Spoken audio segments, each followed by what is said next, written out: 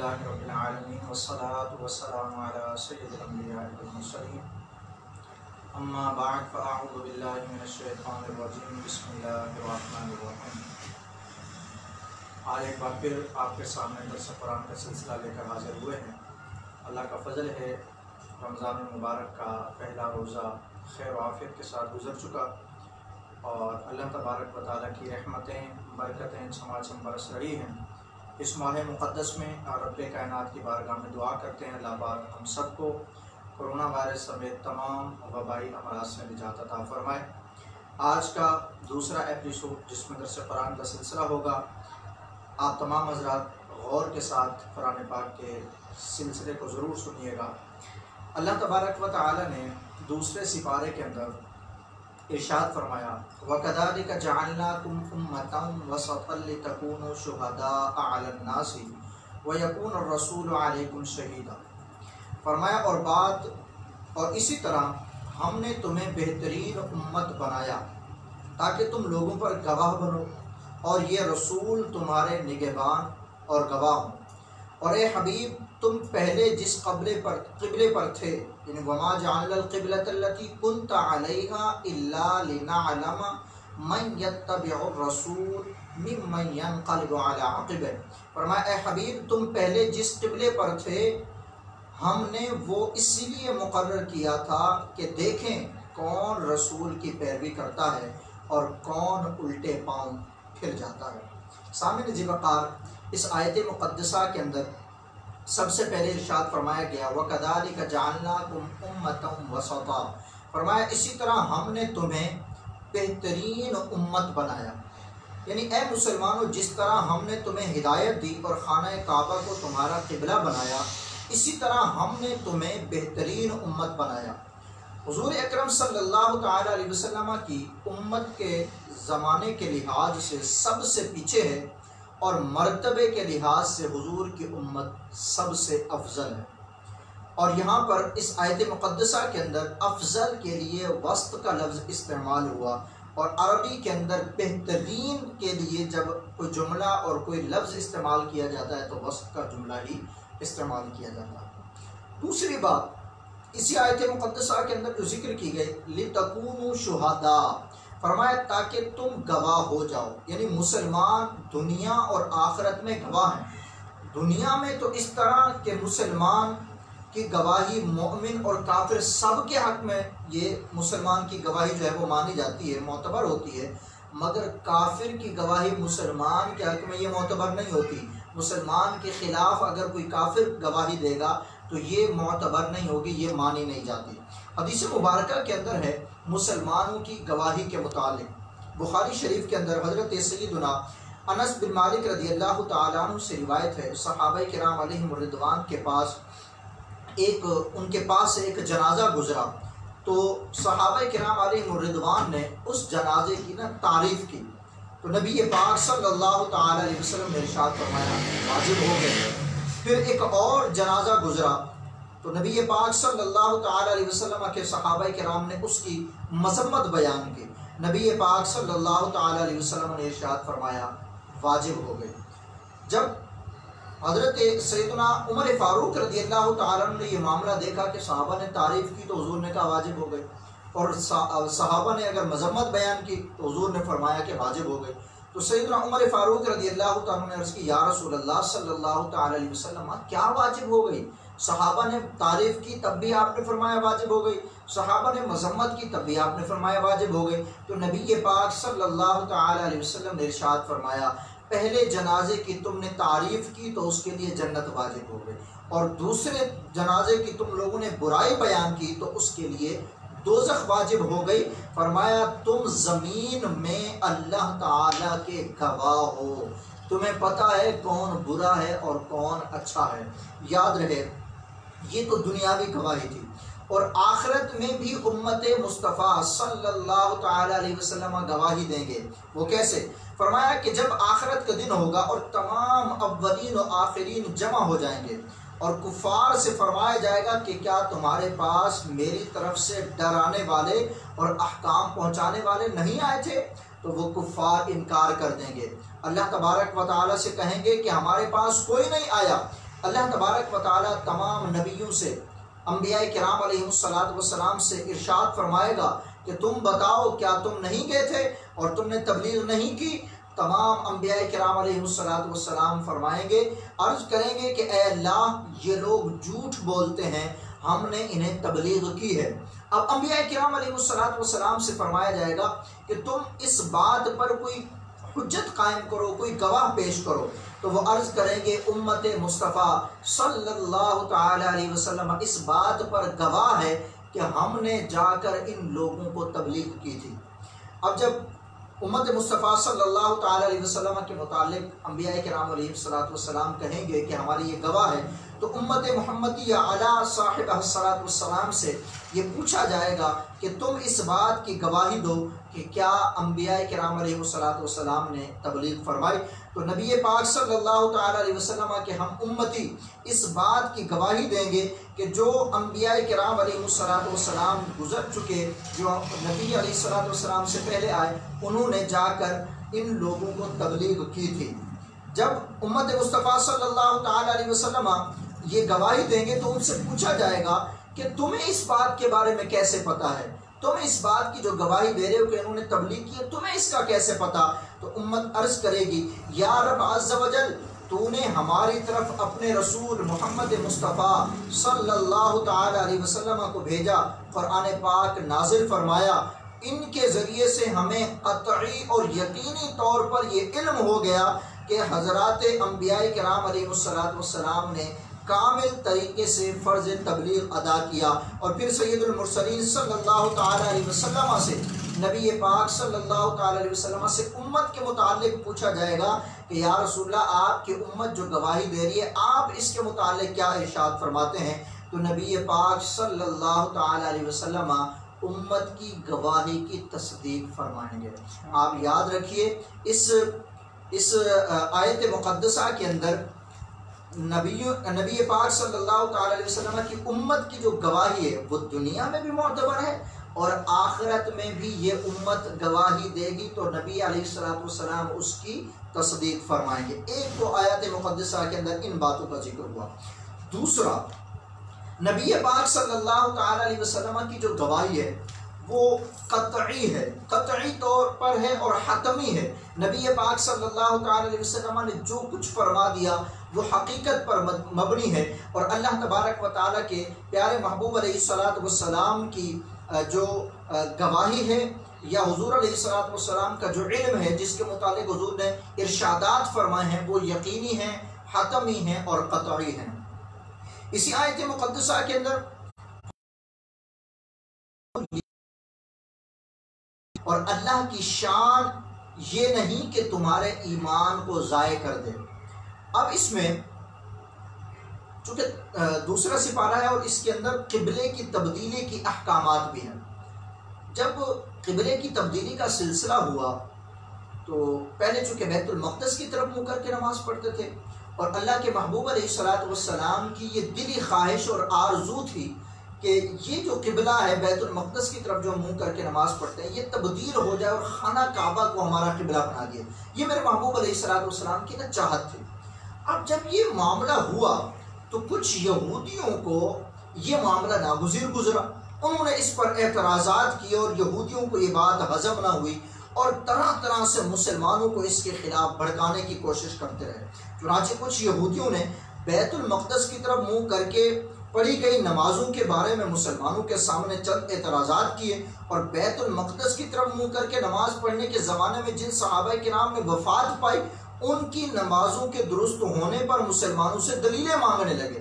اللہ تبارک و تعالی نے اپنے محبوب علیہ السلام کی جو اس خواہش پر جو قبلہ تبدیل ہوا اس پر جو یہودیوں کو اعتراضات ہوئے، ان اعتراض کا جواب دینے کے لیے اللہ تبارک و تعالی نے یہ آیت کریمہ نازل فرمائی اور اطمینان دلایا گیا کہ ان صحابہ کرام علیہم الرضوان کی نمازیں ضائع نہیں ہوئی، چونکہ وہ جو نمازیں پڑھ رہے تھے وہ بھی گویا کہ اتباع رسول تھی، یعنی بیت المقدس کی طرف جو منہ کر کے نماز پڑھ رہے تھے وہ بھی اتباع رسول تھی، اور اب خانہ کعبہ کی طرف جو منہ کر کے نماز پڑھ رہے ہیں یہ بھی اتباع رسول ہے، اس لیے وہ نمازیں بھی قبول ہیں، یہ نمازیں بھی قبول ہیں، اس لیے کہ قبلہ کی تبدیلی سے جو پہلے مسلمان بیت المقدس کی طرف منہ کر کے نماز پڑھتے تھے وہ اللہ تبارک و تعالیٰ کے حبیب علیہ الصلوۃ والسلام کی اتباع میں پڑھتے تھے۔ اللہ نے قرآن میں فرمایا لیکون الرسول، فرمایا گیا لنعلم من یتبع الرسول، فرمایا کہ یا رسول اللہ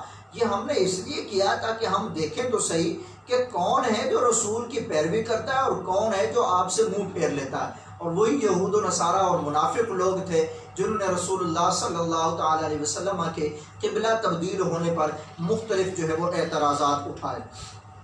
اسی طرح اعلیٰ حضرت رحمۃ اللہ تعالیٰ علیہ نے اس بات پر بڑی پیاری ایک گفتگو کی، فرمایا ایک تو اعلیٰ حضرت نے تو ایک شعر کے اندر ہی اس کو گویا کہ بند کر دیا کہ اصل حقیقت جو قبلے کی تبدیلی تھی وہ تو رسول اللہ صلی اللہ تعالیٰ علیہ وسلم کی خواہش کو پورا کرنا تھا، کیونکہ حضور کے دل کی خواہش اور تمنا یہ تھی کہ یہ بیت المقدس سے خانہ کعبہ قبلہ بن جائے۔ تو جب اللہ تبارک و تعالیٰ نے لنعلم من یتبع الرسول کے تحت خانہ کعبہ کو تبدیل کیا کہ یہ بھی میرے محبوب علیہ الصلوۃ والسلام کی خواہش ہے، اب ہم یہ دیکھتے ہیں کہ جو لوگ وہاں اتباع کرتے تھے وہ یہاں بھی کرتے ہیں، یہ نہیں کرتے، تو حقیقتاً قبلے کی تبدیلی یہ رسول اللہ صلی اللہ تعالیٰ علیہ وسلم کے اتباع تھی۔ تو اعلیٰ حضرت رحمۃ اللہ تعالیٰ فرماتے ہیں کہ حقیقتاً پھر یہ ہوا کہ ثابت ہوا کہ جملہ فرائض فروع ہیں، ثابت ہوا کہ جملہ فرائض فروع ہیں، اصل الاصول بندگی استاجور کی ہے۔ حقیقتاً کیا ہے؟ اصل حقیقت رسول اللہ صلی اللہ تعالی علیہ وسلم کی اتباع کروانا ہے۔ اصل حقیقت یہ ہے کہ دیکھنا یہ تھا کہ کچھ لوگ جو منافقین ہیں وہ اپنے آپ کو جو بظاہر مسلمان کہہ رہے ہیں، کیا وہ رسول اللہ کے خواہش پر جب قبلہ تبدیل ہو گیا کیا اب بھی وہ اسی قبلے کی طرف منہ کر کے نماز پڑھتے رہیں گے یا رسول اللہ کی اتباع کرتے ہوئے قبلہ تبدیل کر دیں گے؟ تو ایسا ہی ہوا۔ جب یہ سلسلہ ہوا تو کئی منافقین نے اس پر اعتراض کیا، تو اعلیٰ حضرت فرماتے ہیں ثابت ہوا کہ جملہ فرائض فروع ہیں، اصل الاصول بندگی استاجور کی ہے۔ مزید اسی آیت مقدسہ کے اسی سپارے کے اندر اللہ تبارک و تعالی نے پھر قبلہ جو تبدیل کیا اس کی کیا صورت بنی؟ اللہ نے ارشاد فرمایا قد نرا تقلب وجهك في السماء فلنولينك قبلة ترضاها۔ نبی پاک صلی اللہ تعالی علیہ وسلم کی چونکہ دل کی خواہش تھی، ترجمہ آیت مقدسہ کا یہ ہے، فرمایا کہ ہم تمہارے چہرے کا آسمان کی طرف بار بار اٹھنا دیکھ رہے ہیں، ہم ضرور تمہیں اس قبلے کی طرف پھیر دیں گے جس میں تمہاری خوشی ہے، تو ابھی اپنا چہرہ مسجد حرام کی طرف پھیر دو، اور اے مسلمانوں تم جہاں کہیں ہو اپنا منہ اسی طرف کر لو۔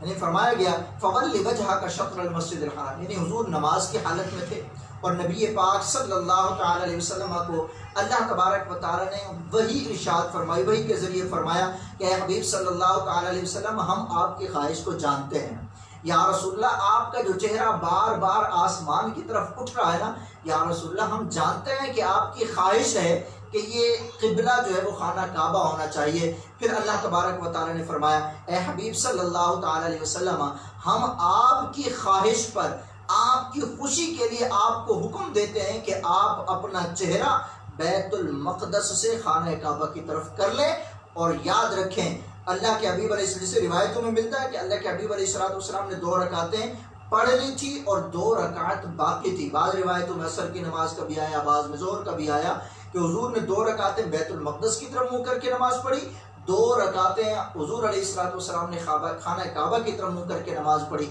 چونکہ خواہش رسول تھی، رسول اللہ صلی اللہ تعالی علیہ وسلم کی اتباع، حضور کی خوشنودی ضروری تھی، اس لیے وہ نماز میں کوئی خلل نہیں آیا، 2 رکعتیں ادھر والی 2 رکعتیں ادھر والی نماز بھی مکمل ہو گئے۔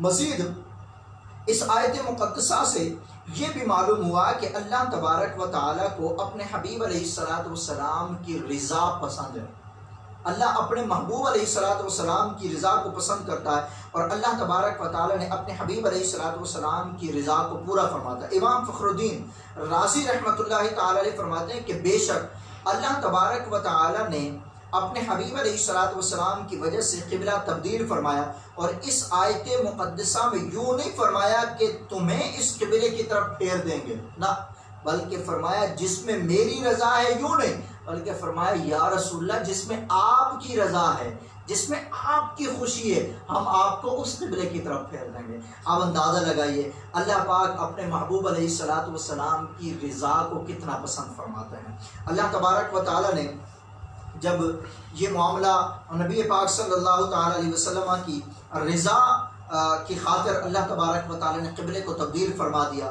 اور اللہ تبارک و تعالی نبی پاک صلی اللہ تعالی علیہ وسلم کی رضا کو کتنا پسند فرماتا ہے۔ حدیث مبارکہ ہے، اور نبی پاک علیہ الصلوۃ والسلام کے متعلق کہ حضور علیہ الصلوۃ والسلام کی جو رضا ہے اللہ کو کتنی پسند ہے۔ فرمایا کہ قیامت کا دن ہوگا، سارے لوگ نا جمع ہوں گے، اولین و آخرین سب کے سب جمع ہوں گے۔ فرمایا کہ حضور علیہ الصلوۃ والسلام سے اس دن اللہ تبارک و تعالی ارشاد فرمائے گا کلہم یطلبون رضائی وانا اطلب رضاک یا محمد۔ بڑی زبردست حدیث ہے۔ اللہ تبارک و تعالی ارشاد فرمائے گا اے میرے پیارے محبوب صلی اللہ تعالی علیہ وسلم، یہ سارے لوگ جتنے بھی اس وقت جمع ہیں سب کے سب میری رضا چاہتے ہیں، اور اے پیارے محبوب صلی اللہ تعالی علیہ وسلم میں تمہاری رضا چاہتا ہوں۔ اللہ اکبر۔ کلہم یطلبون رضائی وانا اطلب رضاک یا محمد، سب کے سب ہم میری رضا چاہتے ہیں، لیکن یا رسول اللہ میں آپ کی رضا چاہتا ہوں۔ اعلیٰ حضرت رحمۃ اللہ تعالی علیہ بھی یہاں بول اٹھے، فرماتے ہیں خدا کی رضا چاہتے ہیں دو عالم، خدا کی رضا چاہتے ہیں دو عالم، اور خدا چاہتا ہے رضا محمد۔ اللہ تبارک و تعالی نے جس طرح اپنے حبیب علیہ الصلوۃ والسلام کی خوشی کے لیے تا قیامت کعبہ کو مسلمانوں کا قبلہ بنا دیا، اسی طرح آپ کی خوشی کے لیے آپ کی امت پر 50 نمازوں کو کم کر کے 5 فرض کی گئی۔ آپ علیہ الصلوۃ والسلام کی خوشی کے لیے بدر و حنین میں فرشتے اتارے، آپ علیہ الصلوۃ والسلام کی خوشی کے لیے معراج کی سیر کروائی گئی، آپ علیہ الصلوۃ والسلام کی خوشی کے لیے امتیوں کے گناہوں کو معاف کیا جائے گا، آپ علیہ الصلوۃ والسلام کی خوشی کے لیے آپ صلی اللہ تعالی علیہ وسلم کو حوض کوثر عطا فرمایا، جنت میں بھی صرف آپ کی خوشی کے لیے ہی داخل ہوں گے۔ اللہ پاک قرآن مجید فرقان حمید میں ارشاد فرماتا ہے وَلَسَوْفَ يُعْطِيكَ رَبُّكَ فَتَنْ، اتنا دے گا، اتنا دے گا، اے پیارے کملی والے تم راضی ہو جاؤ۔ بڑی پیاری بات ایک مجھے یاد آئی، میں آپ کو بتاتا چلوں۔ ایک مرتبہ کمنٹ آیا ہے کہ تفسیر کا نام بتا دیں آپ۔ تفسیر کا نام یہ تفسیر صراط الجنان ہے جو مفتی قاسم صاحب نے لکھی ہے۔ ایک بہت پیاری بات میرے ذہن میں آئی۔ نبی پاک صلی اللہ تعالی علیہ وسلم ایک مرتبہ قرآن پاک کی تلاوت کر رہے تھے، اور قرآن پاک کی تلاوت میں نبی پاک صلی اللہ تعالی علیہ وسلم نے پڑھا فمن تبعنی فإنہ منی۔ یہ حضرت ابراہیم علیہ السلام کا قول تھا۔ حضرت ابراہیم علیہ السلام نے اللہ تبارک و تعالیٰ کی بارگاہ میں عرض کی مولا فمن تبعنی فإنہ منی ومن عصانی فإنک غفور رحیم، اے پروردگار جو متقی ہیں، جو فرما بردار ہے وہ تو میرے، اور جو گناہ گار ہیں فإنک غفور رحیم، تو ہی بخشنے والا۔ ایک یہ پڑھا۔ دوسرا ایک اور قول تھا جو اللہ کے محبوب علیہ السلام نے پڑھا فَإِن تُعَذِّبْهُمْ فَإِنَّهُمْ عِبَادُكَ فَإِنَّكَ غَفُورٌ رَحِيمٌ۔ یہ حضرت عیسیٰ علیہ السلام کا قول تھا کہ حضرت عیسیٰ علیہ السلام نے فرمایا کہ یہ جتنے بھی گناہ گار ہیں مولا تو چاہے تو ان کو بخش دے، چاہے تو عذاب دے۔ اب جب اللہ تبارک و تعالیٰ کے پیارے محبوب علیہ السلام نے یہ آیت مقدسہ پڑھی نا تو حضور علیہ السلام رونے لگے۔ میرے محبوب علیہ السلام کی چشمان مبارک سے آنسو جاری ہو گئے۔ نبی پاک صلی اللہ تعالی علیہ وسلم روئے نا تو اللہ تبارک و تعالیٰ کو یہ کیسے پسند ہو سکتا ہے کہ محبوب غمگین ہو جائے، اور اللہ اس کو کیسے پسند کرے گا؟ اللہ تبارک و تعالیٰ نے جبریل امین کو حکم دیا یا جبریل اذهب الى محمد وسل ما یبکی وربک اعلم۔ اللہ نے ارشاد فرمایا جبریل میرے محبوب کی بارگاہ میں جاؤ اور جا کر پوچھو یا رسول اللہ آپ کیوں رو رہے ہیں، اور سنو اے جبریل پوچھنا جا کر، اور یہ بھی یاد رکھو آپ کا رب جانتا ہے کہ حضور کیوں رو رہے ہیں۔ دیکھو نا یہ ایک پروٹوکول ہے، گویا کہ ایک اہمیت دی ہے۔ حالانکہ رب جانتا ہے، وہ تو غیب کو بھی جانتا ہے، وہ علیم بذات الصدور ہے، وہ تو دلوں سے اٹھنے والے جو ارادے ہیں آپ کے ان کو جانتا ہے. فرمایا میرے محبوب کا پروٹوکول تو اپنا ہے نا. اے جبریل جاؤ، تم فرشتوں کے سردار اپنی جگہ پر ہو، لیکن میرے محبوب کی بارگاہ میں تمہیں جانا ہوگا. جا کر پوچھو یا رسول اللہ وصل ما یبکی، یا رسول اللہ آپ کیوں رو رہے ہیں، کیا وجہ ہے؟ جبریل امین حضور کی بارگاہ میں، یا رسول اللہ صلی اللہ تعالی علیہ وسلم، اللہ نے مجھے آپ کی بارگاہ میں بھیجا، حضور ارشاد فرمائیے کیا وجہ ہے، کیوں غمگین ہیں، کیوں رو رہے ہیں؟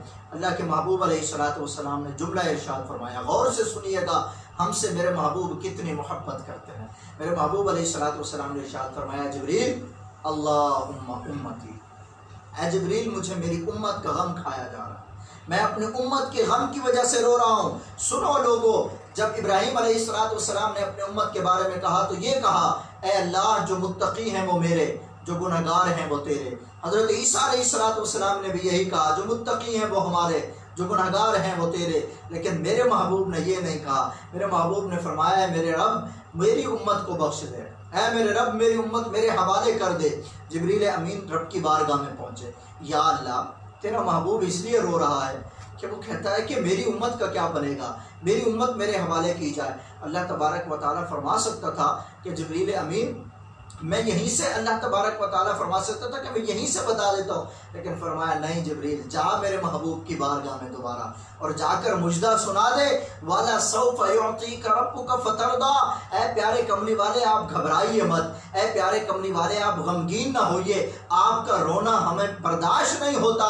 اے پیارے کملی والے آپ مت روئیے، ہم آپ کی امت کے بارے میں آپ کو اتنا دیں گے کہ یا رسول اللہ آپ راضی ہو جائیں، آپ راضی ہو جائیں گے. اور حدیث مبارکہ کا مفہوم ہے، میرے محبوب فرماتے ہیں میں اس وقت تک راضی نہیں ہوں گا جب تک میرا کوئی امتی بخشا نہ جائے.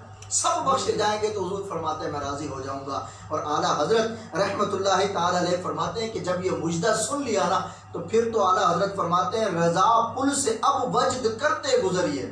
یعنی پل صراط سے جب گزرو نا تو وجد میں آ کر گزرو، اس لیے کہ ہماری شفاعت کرنے والے تو ہمارے محبوب ہیں. فرمایا رضا پل سے اب وجد کرتے گزریے کہ ہے رب سلم صدائے محمد. حضور علیہ الصلوۃ والسلام پر درود پڑھتے چلے جاؤ، اور حضور علیہ الصلوۃ والسلام پر درود کی برکت سے پل صراط پار کر جاؤ اور پھر جنت کے اندر جو ہے وہ داخل ہو جاؤ. تو یاد رکھو میرے بھائیوں، اللہ کے محبوب علیہ الصلوۃ والسلام اس قدر ہمارے غم کے اندر رہے، اس قدر ہماری خاطر حضور نے قیام کیا تو پاؤں میں برم ہو گئے، اس قدر حضور علیہ الصلوۃ والسلام نے قیام کیا، حضور نے ہماری خاطر آنسو بہائے. مگر اللہ تبارک و تعالیٰ نے ارشاد فرما دیا کہ اے حبیب ہم آپ کو آپ کی امت کے بارے میں غمزدہ نہیں کریں گے. تو یہ بھی اسی سپارے کے اندر تھا جو میں نے آپ کے سامنے گوش گزار کر دیا. ورنہ احادیث طیبہ کے اندر تو بہت کچھ ذکر کیا گیا کہ اللہ کے حبیب علیہ الصلوۃ والسلام نے ہماری خاطر کیا کچھ نہیں کیا. اسی طرح اس سپارے کے اندر اللہ تبارک و تعالیٰ نے روزے کے متعلق بتایا. اللہ نے ارشاد فرمایا یا ایھا الذین آمنوا کتب علیکم الصیام کما کتب علی الذین من قبلکم لعلکم تتقون. اللہ نے ارشاد فرمایا اے ایمان والو تم پر روزے فرض کیے گئے جیسے تم سے پہلے لوگوں پر فرض کیے گئے تھے تاکہ تم پرہیزگار بن جاؤ. یاد رہے اس آیت مقدسہ میں فرمایا گیا کہ تم سے پہلے لوگوں پر بھی روزے فرض تھے. اس سے معلوم ہوتا ہے کہ یہ روزہ یہ بہت ہی قدیم عبادت ہے. حضرت آدم علیہ السلام سے لے کر تمام شریعتوں میں روزے فرض ہوتے چلے آئے ہیں. اگرچہ گزشتہ امتوں کے روزوں کے دن اور احکام ہم سے مختلف تھے مگر روزے ان پر بھی فرض تھے. اور ہم پر جو روزے فرض ہوئے یہ رمضان المبارک کے جو روزے ہم پر فرض ہوئے یہ 10 شعبان سن 2 ہجری کے اندر ہم پر یہ روزے فرض ہوئے. روزے کا جو اہم ترین مقصد ہے اللہ نے قرآن مجید فرقان حمید کے اندر ارشاد فرمایا لعلکم تتقون تاکہ تم پرہیزگار بن جاؤ، متقی بن جاؤ. روزے میں چونکہ نفس پر سختی کی جاتی ہے اور کھانے پینے کی حلال چیزیں سامنے ہونے کے باوجود بھی نہیں کھائی جاتی اور اس پر خواہشات پر قابو پایا جاتا ہے، نفسانی خواہشات پر بندہ قابو پاتا ہے، گناہوں سے اپنے آپ کو بچا لیتا ہے، اور یہ سب کچھ سامنے ہونے کے باوجود بھی اس لیے وہ نہ کھاتا پیتا ہے کہ اس کو رب کی رضا مقصود ہوتی ہے. اس لیے کہ روزے کے متعلق فرمایا گیا کہ روزہ اللہ فرماتا ہے میرے لیے اور میں ہی اس کی جزا دوں گا نا. تو اب جب روزہ اللہ کے لیے اور اللہ ہی اس کی جزا عطا فرمائے گا، تو اب جب ہم روزہ رکھتے ہیں تو یہ چیز ہمارے ذہن نشین ہونی چاہیے کہ یہ روزہ ہمارے لیے متقی بننے کا سبب ہے، ہمارے لیے پرہیزگار بننے کا سبب ہے، ہمارے لیے گناہوں سے بچنے کا سبب ہے، ہمارے لیے جو ہے وہ نفسانی خواہشات سے بچنے کا سبب ہے. اور اللہ تبارک و تعالیٰ نے فرمایا وَأَمَّا مَنْ خَافَ مَقَامَ رَبِّهِ وَنَهَى النَّفْسَ عَنِ الْهَوَىٰ فَإِنَّ الْجَنَّةَ هِيَ الْمَأْوَىٰ. فرمایا وہ جو اپنے رب کے حضور کھڑے ہونے سے ڈرا اور نفس کو خواہش سے روکا، فرمایا بے شک وہ جنت ہی میں جائے گا، یعنی اس کا ٹھکانہ جنت ہی ہے. اب اندازہ لگائیں کہ روزہ رکھنے سے جب آپ متقی بن جائیں گے، روزہ رکھنے سے جب آپ نفسانی خواہشات کو سے اپنے آپ کو روک لیں گے اور متقی بن جائیں گے، اور جب رب کے حضور کھڑے ہوں گے تو ڈر کے مارے کھڑے ہوں گے، تو فرمایا فَإِنَّ الْجَنَّةَ هِيَ الْمَأْوَىٰ، پھر ایسے لوگوں کا ٹھکانہ جنت ہی ہوگا. حضرت عبداللہ بن مسعود رضی اللہ تعالیٰ عنہ سے روایت ہے، نبی پاک صلی اللہ تعالیٰ علیہ وسلم نے ارشاد فرمایا اے جوانو، تم میں جو کوئی نکاح کی استطاعت رکھتا ہے وہ نکاح کرے. یہ اجنبی عورت کی طرف نظر کرنے سے نکاح کو روکنے والا ہے اور شرمگاہ کی حفاظت کرنے والا ہے، اور جس میں نکاح کی استطاعت نہ ہو اسے چاہیے کہ وہ روزہ رکھے، اس لیے کہ روزہ قاطع شہوات ہے، یعنی اس سے بندہ نفسانی خواہشات سے بچ جاتا ہے. لہٰذا رمضان المبارک کا یہ مقدس مہینہ چل رہا ہے. باقی جو باتیں سننے کو ملتی ہیں بہت افسوس اور دکھ ہوتا ہے کہ رمضان المبارک کے روزے فرض ہونے کے باوجود ہٹے کٹے اور ماشاءاللہ صحت مند لوگ ایسے ہوتے ہیں جو رمضان کے روزے نہیں رکھتے. یاد رکھیے رمضان المبارک کا ایک روزہ بلا عذر شرعی چھوڑ دینا، اب اگر کوئی بغیر عذر شرعی کے کوئی روزہ ایک چھوڑ دیتا ہے، اب وہ ساری زندگی روزے رکھتا رہے، اس ایک روزے کا ازالہ نہیں ہو سکتا. اس قدر رمضان کے روزوں کی اہمیت ہے. اب اچھا بعض جگہ تو یہ بھی سننے کو ملا کہ بعض لوگ جو ہے وہ کیا کرتے ہیں کہ صرف جمعرات اور جمعے کا روزہ رکھ لیتے ہیں، بعض صرف جمعے کا روزہ رکھ لیتے ہیں.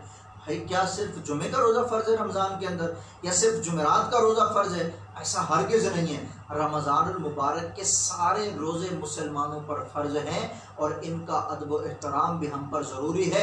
روزہ نام بھوکا رہنے کا نہیں ہے صرف کہ آپ روزہ رکھ لیں اور پھر بھوکے رہیں، باقی آپ گناہوں میں مبتلا رہیں، دن بھر فلمیں دیکھتے رہیں، ڈرامے دیکھتے رہیں، لوڈو کھیلتے رہیں، جوا کھیلتے رہیں، تاش کھیلتے رہیں، سود کا معاملہ کرتے رہیں اور مختلف جو ہے وہ گناہوں میں مبتلا رہیں. روزہ اس کا نام نہیں ہے.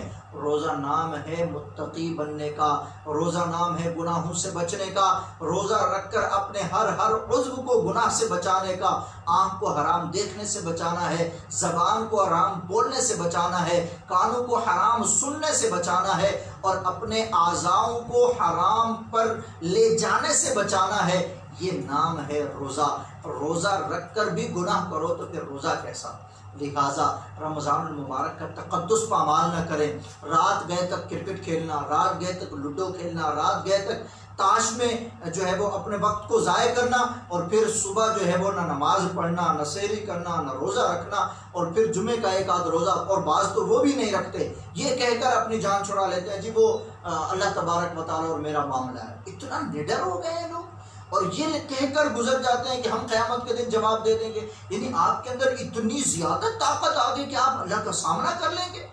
جبکہ صحابہ کرام کو دیکھیں، اولیاء کرام کو دیکھیں، مجتہدین کو دیکھیں، سلف صالحین کو دیکھیں، متقی ہونے کے باوجود، پرہیزگار ہونے کے باوجود ان کا کہنا کیا؟ صحابہ کرام کے متعلق سنا اور کتابوں میں پڑھا کہ وہ تنکا اٹھاتے اور کہتے کاش میں ایک تنکا ہوتا لیکن قیامت کے دن مجھ سے حساب نہ لیا جاتا. کیا آپ ان صحابہ سے بھی بڑھ کر ہیں؟